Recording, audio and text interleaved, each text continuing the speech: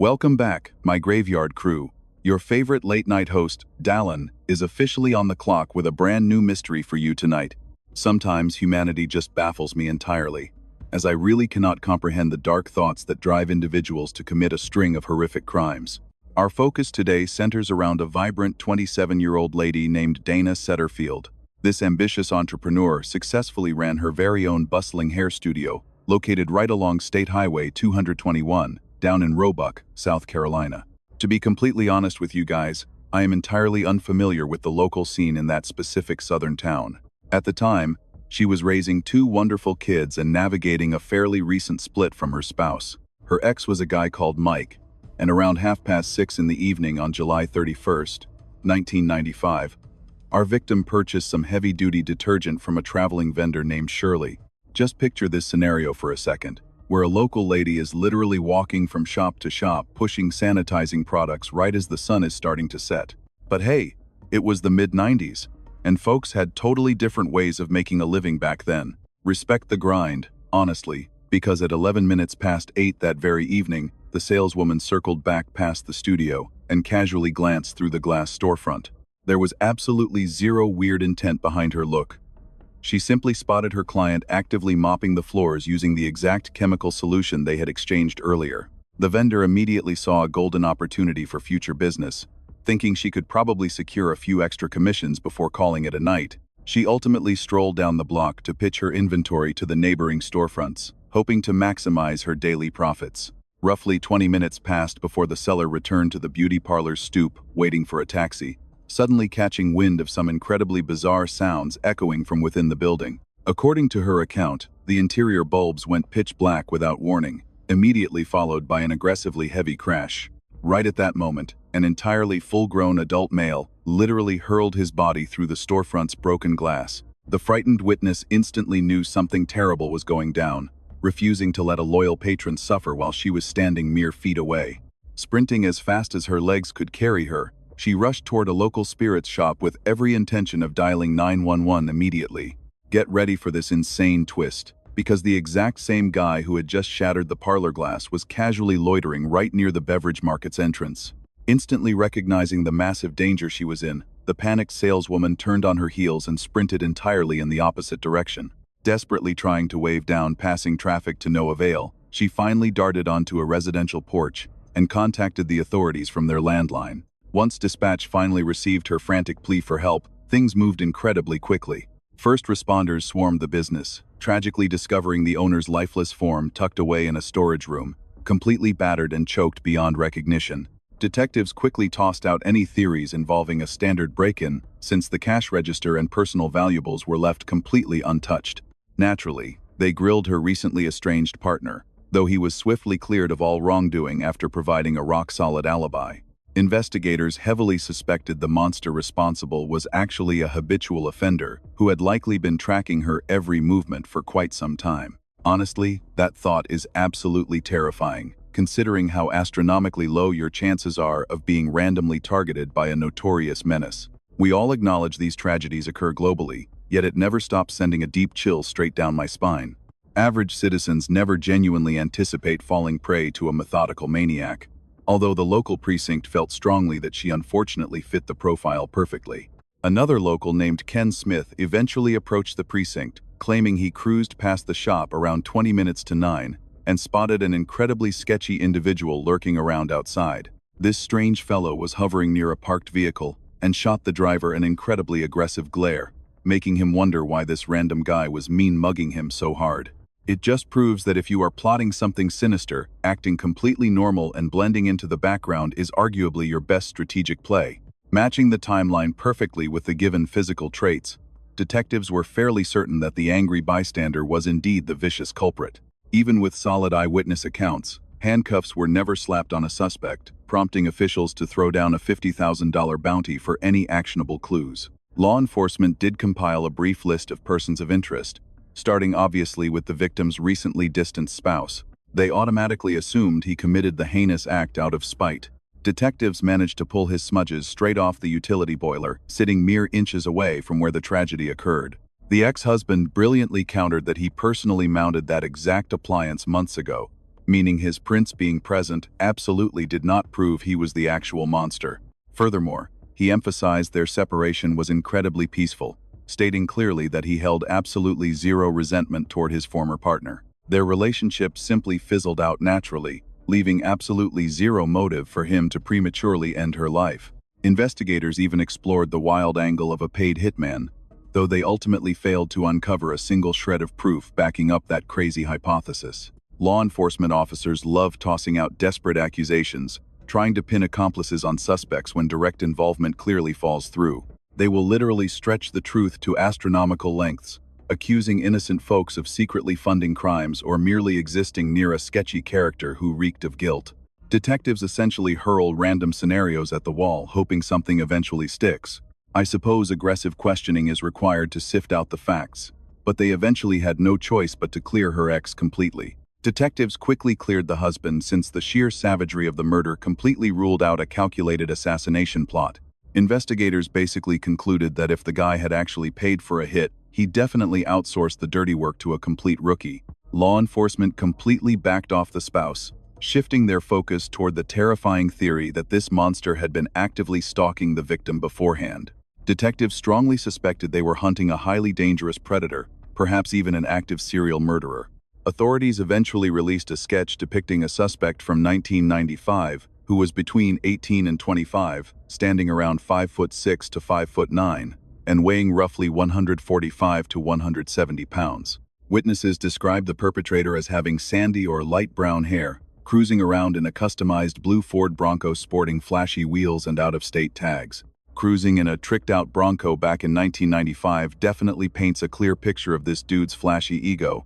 But thankfully, investigators finally caught a massive break. Fast forward 10 whole years to October of 2005, when cops finally slapped cuffs on a local named Jonathan Christian Vick, hitting him with charges for the victim's death, abduction, and serious criminal conduct. Crazy enough, detectives had actually zeroed in on this guy back in 1995 when he was merely a 17-year-old teenager. Sadly, the physical case against him remained incredibly weak back then, completely stalling out until a crucial informant suddenly stepped into the spotlight.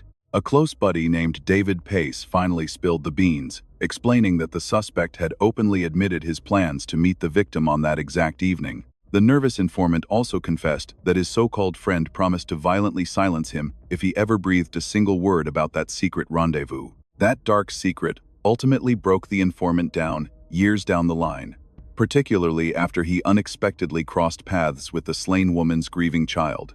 Looking into that innocent orphan's eyes completely crushed his conscience, pushing him to the breaking point where hiding the truth was absolutely no longer an option. He marched straight into the precinct to confess everything, which immediately allowed the forensics team to link the biological evidence from the crime scene directly to the prime suspect. Everything started clicking into place beautifully once detectives realized this guy's physical build was an absolute dead ringer for that original wanted poster. To top it all off, this 17-year-old punk was actively cruising around in that exact tricked-out blue ride back in 1995. But the details honestly get even wilder. Turns out, the creep had previously booked appointments and sat right there as a patron inside the victim's very own business establishment. A terrified former flame even testified that he cruelly drove her past the crime scene, casually warning her that any disobedience would quickly earn her a matching toe tag. Who on earth randomly terrorizes their romantic partner by using a brutally fresh homicide case as a literal warning for bad behavior? Gloating about a gruesome tragedy you secretly caused just to scare your lady proves beyond a shadow of a doubt that this dude is a certified lunatic. On top of that, his stint in the military was heavily riddled with brutal altercations, earning him a nasty reputation as an incredibly unhinged and aggressive individual. During the actual courtroom showdown, his legal team desperately pointed out a single stray strand of forensic material that completely failed to match their client. The prosecution quickly shut that weak argument down by reminding the jury that the gruesome ambush actually happened inside a bustling public restroom. Finding random civilian DNA on a public floor is completely expected, though it adds a deeply disturbing layer to the fact that she was cornered in a space meant strictly for guys. The stray strand stuck to the victim simply transferred from the filthy tile, left behind by some completely unrelated stranger who had used the facilities earlier that day. Justice finally dropped the hammer in December of 2006, officially locking the monster away behind bars for the rest of his natural days. True to his vicious nature, the guy ended up completely thrown into solitary confinement by 2010 after brutally attacking a fellow prisoner. Despite committing the atrocity in 1995 and finally getting convicted in 2005, the justice system might actually let him walk free by 2035. That terrifying reality is only 10 short years away, which is absolutely chilling considering he was also eyed for a high-profile 2002 missing persons case. Fortunately, that specific woman turned up perfectly safe in 2008, essentially letting our suspect completely dodge at least one massive bullet. Detectives definitely kept their eyes peeled, though, especially since he remains the prime target regarding his own romantic partner vanishing entirely into thin air. That poor girl remains tragically missing to this very day. But rest assured, I will absolutely be dropping a whole separate breakdown on that dark mystery real soon. Thank goodness this absolute savage is currently caged up, but it really makes you wonder about the terrifying mountain of undiscovered bodies he likely left behind in his wake. It honestly sends serious shivers down your spine, realizing how easily you could be casually bumping shoulders with a secret murderer during your daily morning commute. Stay incredibly vigilant out there, my friends, because you truly never know the dark evil quietly lurking right behind a seemingly friendly smile. This is your host, Dalen Spratt, wrapping up another chilling graveyard shift deep dive. So please smash those engagement buttons if you thoroughly enjoyed today's gripping content. I will certainly catch you guys next time with even more wild tales. But man, that twisted monster truly was built completely different. Dana Satterfield was 27 years old, a mother of two, and the owner of her own hair salon in Roebuck, South Carolina. On the evening of the 31st of July, 1995, she was murdered inside her own business, while a witness stood just feet away outside. A traveling vendor named Shirley had sold Dana cleaning products earlier that evening and passed by the salon window at 8:11 p.m., watching Dana mop the floors. 20 minutes later, she heard a crash, the lights went dark, and a man burst through the broken glass. Shirley ran toward help immediately. The suspect was already loitering near the next building. She reversed direction, waved desperately at passing cars, found a stranger's porch, and called 911. Her courage and quick thinking preserved every detail investigators would later need.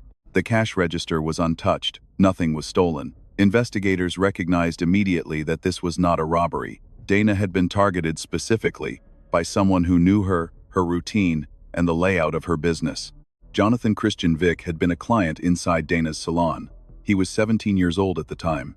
Investigators identified him in 1995 but lacked the physical evidence to charge him. He remained free for 10 years while Dana's children grew up without their mother. The case broke in 2005 when Vick's close friend David Pace finally came forward. He had carried the secret for a decade until he crossed paths with Dana's child. Looking into that child's eyes destroyed his silence. He walked into the police station and told them everything. Asterisk, asterisk. A witness who stays silent to protect themselves becomes part of the crime. And a witness who finally speaks, no matter how late, can still deliver justice to a family that never stopped waiting. Asterisk, asterisk. If you witness something alarming near a business or public space, call 911 immediately and describe exactly what you saw. Shirley's detailed account of the suspect, his clothing, and his movements gave investigators a critical starting point. If you are carrying information about a crime and have stayed silent out of fear or loyalty, know that speaking up is still possible years later. Cold case tip lines exist precisely because evidence and conscience do not expire on the same schedule. Know the warning signs of a predator operating in your community. Vick had a documented history of violent behavior in the military. He used Dana's murder as a threat against his own partner. Patterns of escalating violence rarely begin with their worst act. If a partner ever uses another person's death or suffering as a warning or threat toward you, take that seriously as a severe indicator of danger. That behavior is not a red flag. It is an emergency. Support cold case forensic funding in your community. The biological evidence linking Vick to Dana's murder existed in 1995. The technology to use it conclusively did not yet. Investment in forensic science is investment in delayed justice becoming real justice. Dana's former clients, neighbors, and the vendor who witnessed the attack all contributed pieces that eventually built a complete picture. Community memory matters in cold cases. Every detail shared with investigators, no matter how small, adds to the record. Jonathan Vick may be eligible for parole as early as 2035. Stay informed about the cases in your region. Victim advocacy groups rely on community awareness and public engagement during parole hearings to ensure the weight of a crime is never minimized by time. Dana Satterfield built something with her own hands. A business, a family, a life in a small southern town where people knew her by name. She was mopping her own floors at the end of a workday when her life was taken from her without warning. Her children grew up without a mother. David Pace carried his secret until one of those children's faces broke him open. That moment of reckoning took 10 years to arrive. But it arrived, and it brought justice with it. Vick was convicted in December 2006. 11 years after the crime, that gap represents 11 years of grief without answers, 11 years of a killer living freely, and 11 years of investigators who never closed the file. Dana deserved to see her children grow up. Honor her story by looking out for the people working alone in small businesses after hours, by speaking up when something feels wrong, and by never underestimating what a single witness can change.